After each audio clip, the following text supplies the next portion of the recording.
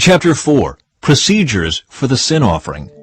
Then the Lord said to Moses, "Give the following instructions to the people of Israel. This is how you are to deal with those who sin unintentionally by doing anything that violates one of the Lord's commands.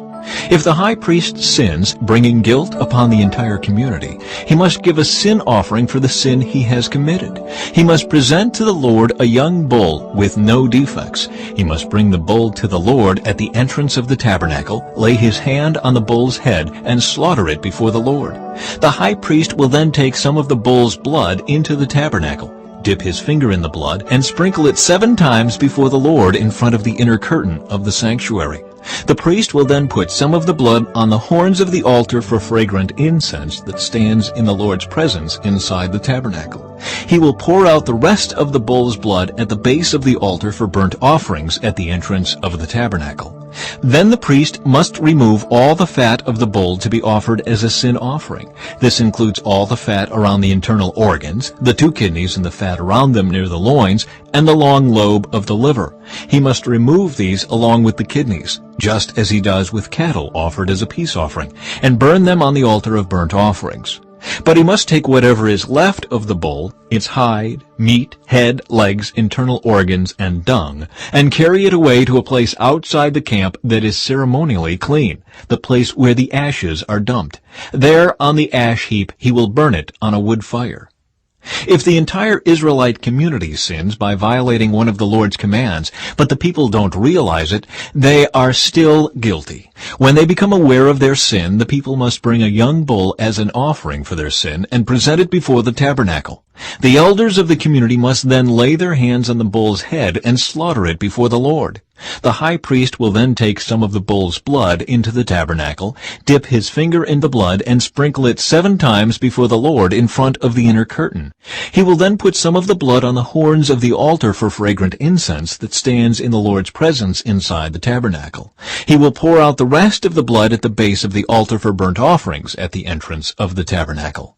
Then the priest must remove all the animal's fat and burn it on the altar, just as he does with the bull offered as a sin offering for the high priest. Through this process, the priest will purify the people, making them right with the Lord, and they will be forgiven. Then the priest must take what is left of the bull and carry it outside the camp and burn it there, just as is done with the sin offering for the high priest. This offering is for the sin of the entire congregation of Israel. If one of Israel's leaders sins by violating one of the commands of the Lord his God, but doesn't realize it, he is still guilty. When he becomes aware of his sin, he must bring as his offering a male goat with no defects. He must lay his hand on the goat's head and slaughter it at the place where burnt offerings are slaughtered before the Lord. This is an offering for his sin. Then the priest will dip his finger in the blood of the sin offering and put it on the horns of the altar for burnt offerings. He will pour out the rest of the blood at the base of the altar. Then he must burn all the goat's fat on the altar, just as he does with the peace offering. Through this process, the priest will purify the leader from his sin, making him right with the Lord, and he will be forgiven. If any of the common people sin by violating one of the Lord's commands, but they don't realize it, they are still guilty. When they become aware of their sin, they must bring as an offering for their sin a female goat with no defects. They must lay a hand on the head of the sin offering and slaughter it at the place where burnt offerings are slaughtered.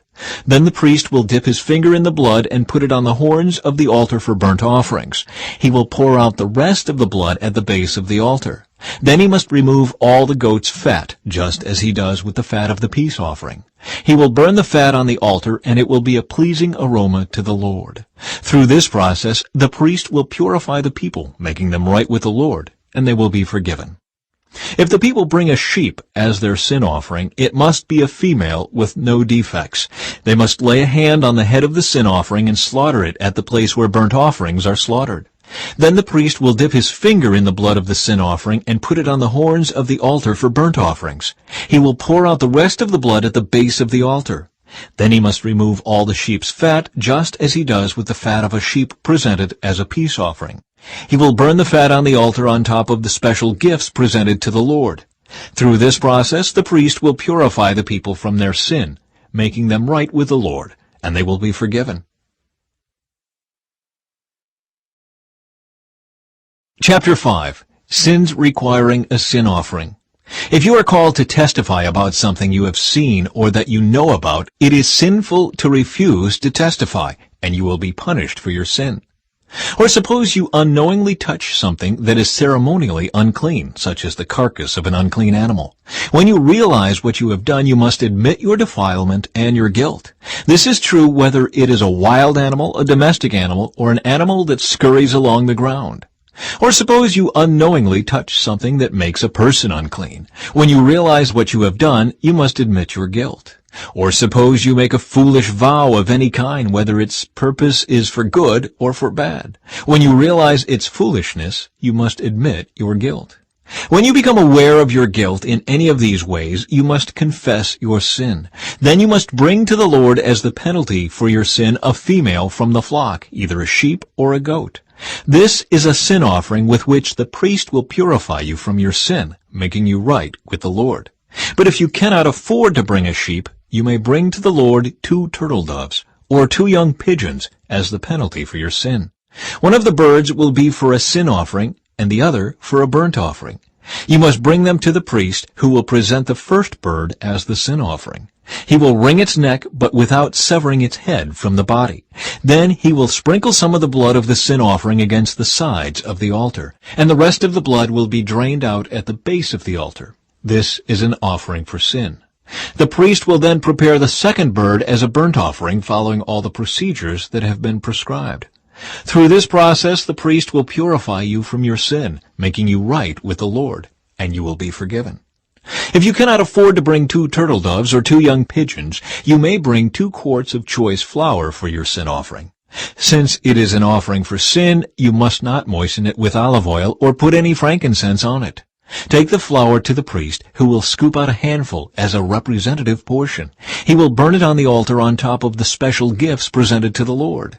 It is an offering for sin. Through this process, the priest will purify those who are guilty of any of these sins, making them right with the Lord, and they will be forgiven. The rest of the flour will belong to the priest, just as with the grain offering. Procedures for the guilt offering. Then the Lord said to Moses, "If one of you commits a sin by unintentionally defiling the Lord's sacred property, you must bring a guilt offering to the Lord. The offering must be your own ram with no defects, or you may buy one of equal value with silver, as measured by the weight of the sanctuary shekel. You must make restitution for the sacred property you have harmed by paying for the loss, plus an additional 20%. When you give the payment to the priest, he will purify you with the ram sacrificed as a guilt offering, making you right with the Lord, and you will be forgiven. Suppose you sin by violating one of the Lord's commands. Even if you are unaware of what you have done, you are guilty and will be punished for your sin. For a guilt offering, you must bring to the priest your own ram with no defects, or you may buy one of equal value. Through this process, the priest will purify you from your unintentional sin, making you right with the Lord, and you will be forgiven. This is a guilt offering, for you have been guilty of an offense against the Lord. Chapter 6. Sins requiring a guilt offering. Then the Lord said to Moses, "Suppose one of you sins against your associate and is unfaithful to the Lord. Suppose you cheat in a deal involving a security deposit, or you steal or commit fraud, or you find lost property and lie about it, or you lie while swearing to tell the truth, or you commit any other such sin. If you have sinned in any of these ways, you are guilty. You must give back whatever you stole, or the money you took by extortion, or the security deposit, or the lost property you found, or anything obtained by swearing falsely. You must make restitution by paying the full price, plus an additional 20% to the person you have harmed. On the same day, you must present a guilt offering. As a guilt offering to the Lord, you must bring to the priest your own ram with no defects, or you may buy one of equal value. Through this process, the priest will purify you before the Lord, making you right with him, and you will be forgiven for any of these sins you have committed."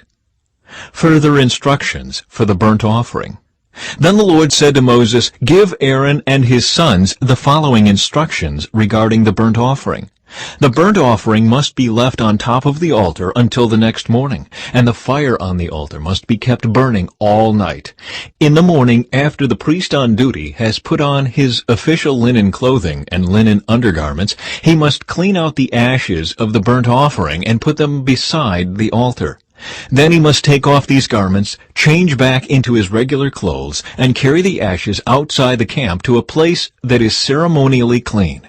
Meanwhile, the fire on the altar must be kept burning. It must never go out. Each morning the priest will add fresh wood to the fire and arrange the burnt offering on it. He will then burn the fat of the peace offerings on it.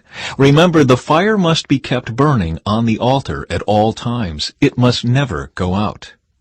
Further instructions for the grain offering. These are the instructions regarding the grain offering. Aaron's sons must present this offering to the Lord in front of the altar.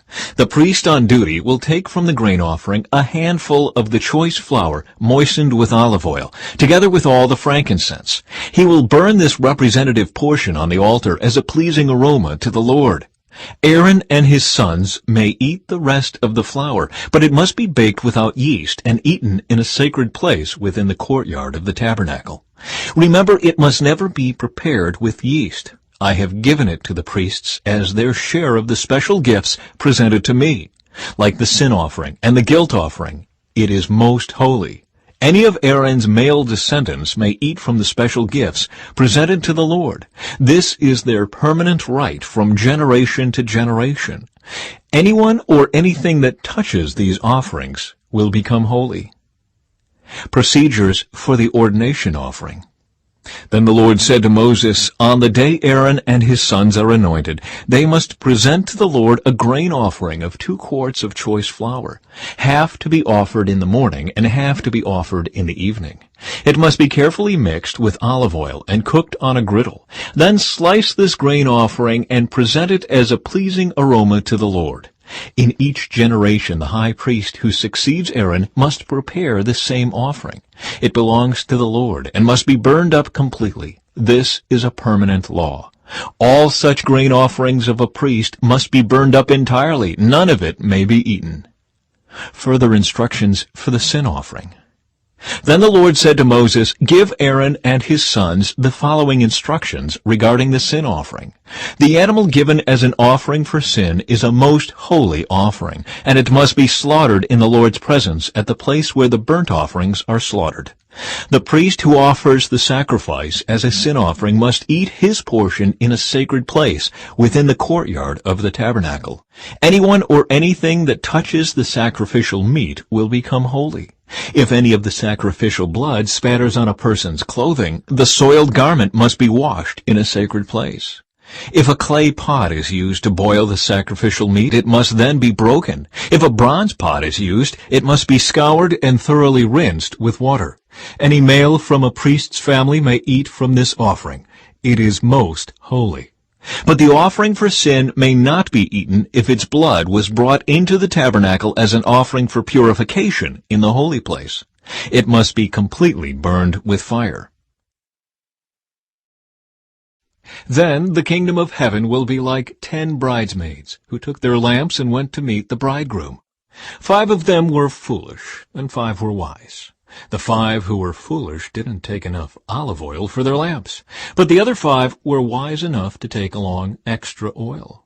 When the bridegroom was delayed, they all became drowsy and fell asleep. At midnight they were roused by the shout, "Look, the bridegroom is coming! Come out and meet him!" All the bridesmaids got up and prepared their lamps. Then the 5 foolish ones asked the others, "Please give us some of your oil, because our lamps are going out." But the others replied, "We don't have enough for all of us. Go to a shop and buy some for yourselves." But while they were gone to buy oil, the bridegroom came. Then those who were ready went in with him to the marriage feast, and the door was locked. Later, when the other 5 bridesmaids returned, they stood outside calling, "Lord, Lord, open the door for us." But he called back, "Believe me, I don't know you." So you too must keep watch, for you do not know the day or hour of my return. Parable of the 3 servants. Again, the kingdom of heaven can be illustrated by the story of a man going on a long trip. He called together his servants and entrusted his money to them while he was gone. He gave 5 bags of silver to one, 2 bags of silver to another, and 1 bag of silver to the last, dividing it in proportion to their abilities. He then left on his trip. The servant who received the 5 bags of silver began to invest the money and earned 5 more. The servant with 2 bags of silver also went to work and earned 2 more. But the servant who received the 1 bag of silver dug a hole in the ground and hid the master's money. After a long time their master returned from his trip and called them to give an account of how they had used his money. The servant to whom he had entrusted the 5 bags of silver came forward with 5 more and said, "Master, you gave me 5 bags of silver to invest, and I have earned 5 more." The master was full of praise. "Well done, my good and faithful servant. You have been faithful in handling this small amount, so now I will give you many more responsibilities. Let's celebrate together." The servant who had received the 2 bags of silver came forward and said, "Master, you gave me 2 bags of silver to invest, and I have earned 2 more." The master said, "Well done, my good and faithful servant. You have been faithful in handling this small amount, so now I will give you many more responsibilities. Let's celebrate together." Then the servant with the 1 bag of silver came and said, "Master, I knew you were a harsh man, harvesting crops you didn't plant and gathering crops you didn't cultivate. I was afraid I would lose your money, so I hid it in the earth. Look, here is your money back." But the master replied, "You wicked and lazy servant. If you knew I harvested crops I didn't plant and gathered crops I didn't cultivate, why didn't you deposit my money in the bank? At least I could have gotten some interest on it." Then he ordered, "Take the money from this servant and give it to the one with the 10 bags of silver. To those who use well what they are given, even more will be given, and they will have an abundance. But from those who do nothing, even what little they have will be taken away. Now throw this useless servant into outer darkness, where there will be weeping and gnashing of teeth."